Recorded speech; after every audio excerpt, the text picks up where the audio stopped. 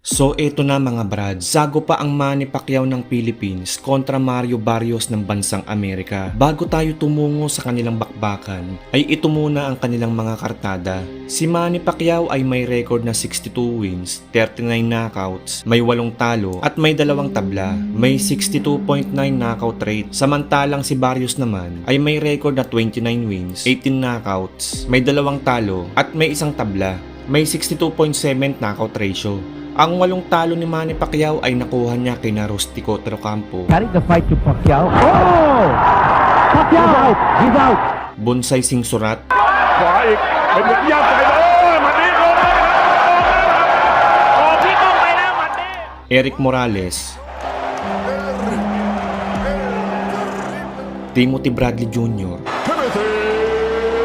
Juan Manuel Marquez,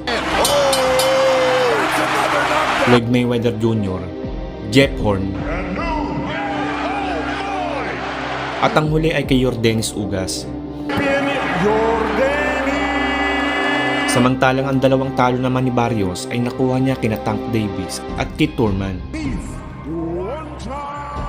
Si Manny Pacquiao ay may edad na 56 years old, samantalang si Barrios naman ay may edad pa lamang na 30 years old. Si Pacquiao ay isang southpaw at may taas lamang na 5'6", samantalang si Barrios naman ay may taas na 6,000 feet. Napakatangkad kumpara kay Pacman mga idol. Kung tutuusin, mas matangkad pa ito kay Antonio Margarito na may taas lamang na 5'11".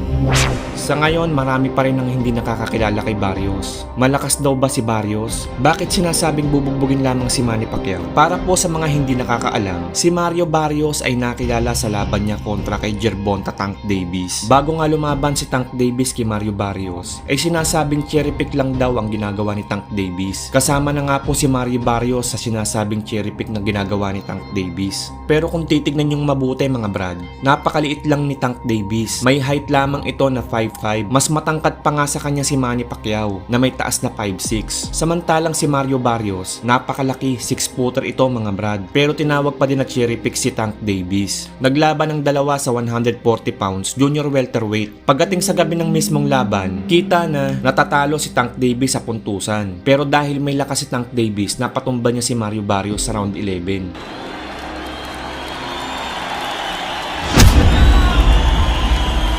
Kung hindi naka-score ng knockdown itong si Tank Davis kay Mario Barrios, paniguradong malaki sana ang pag-asa ni Mario Barrios sa decision. Kaya naman matapos matalo si Mario Barrios kay Tank Davis noong 2021, mas nakilala ngayon ang pangalan niya. Kaya ang ginawa ni Barrios, umakyat na ito sa welterweight division. At dito sa unang akyat pa lang niya, ay napalaban agad siya sa malakas kontra sa kapwa Amerikano, former WBA welterweight champion na si Keith one-time Thurman. Bali ito naman ang comeback fight ni Thurman mga brad. Magmula nang matalo siya kay pambansang kamao Manny Pacquiao.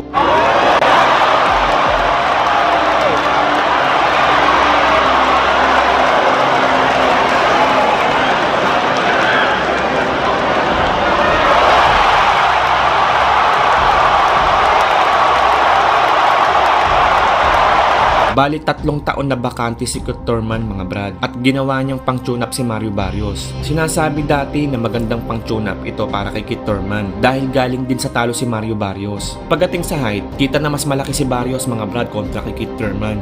Sa tema ng naging laban ng dalawa, makikita natin na na-outlast si Mario Barrios. Hindi siya umubra kay Keith Thurman kahit 3 taon itong nabakante. Umabot ang naging laban nila sa sukdulang 12 rounds at natapos via unanimous decision pabor kay Keith Thurman. Noong 2023, nagkaroon ng 2 comeback fight si Mario Barrios. Tinalo niya via TKO si Giovanni Santiago.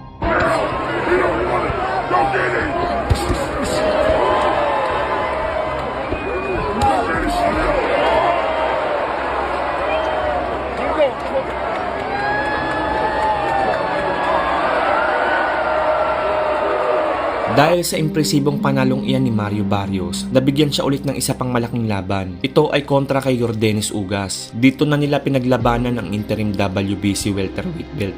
Maganda ang naging bakbakan ni Barrios kay Ugas. Pareha silang orthodox, kaya nagkakaunahan lang sa timing. Dito mas lumamang si Mario Barrios dahil napabagsak niya si Yordenis Ugas. Pero umabot pa rin ito sa desisyon at pumabor kay Mario Barrios sa mga hurado. Kaya dito na nakuha ni Mario Barrios ang interim WBC welterweight belt. Noong 2024, 2 beses ulit napalaban si Mario Barrios. Kaya sobrang aktibo talaga nitong si Barrios mga brad. Dito niya nakakalaban si Fabian Andres Maidana. Maganda ang naging laban ni Barrios kay Fabian Andres.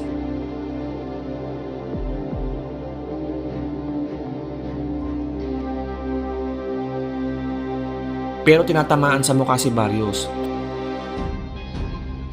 Umabot din ito hanggang 12 rounds at nakuha ni Barrios ang panalo via unanimous decision. Samantala, dahil noong mga panahong yan ay binitawan na ni Crawford ang WBC sa welterweight, na-promote naman si Mario Barrios bilang full WBC champion. Kaya naman from interim ay naging legit WBC welterweight champion ito. Sa unang depensa ni Barrios sa kanyang WBC belt ay kontra kay Abel Ramos. Bugbugan din ang laban ni Barrios kay Ramos. Umabot din ang laban nila hanggang sukdulang 12 rounds at natapos ang laban sa isang split decision draw. Bali tabla ang naging resulta ng laban. Kaya nadepensahan pa din ni Barrios ang kanyang WBC belt.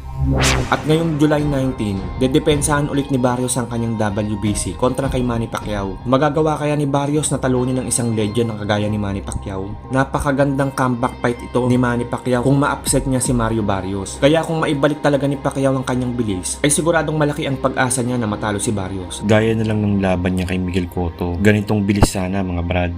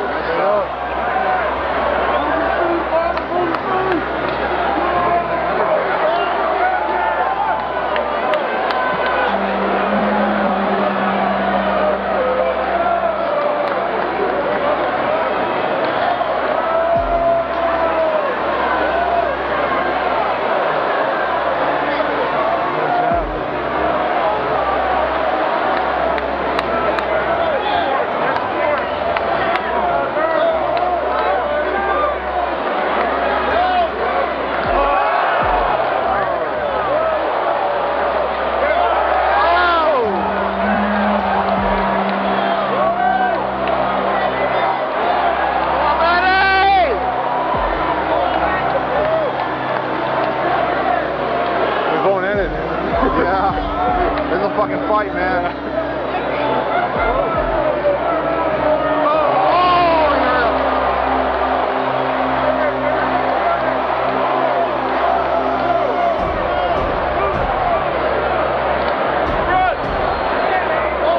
Go ahead, man.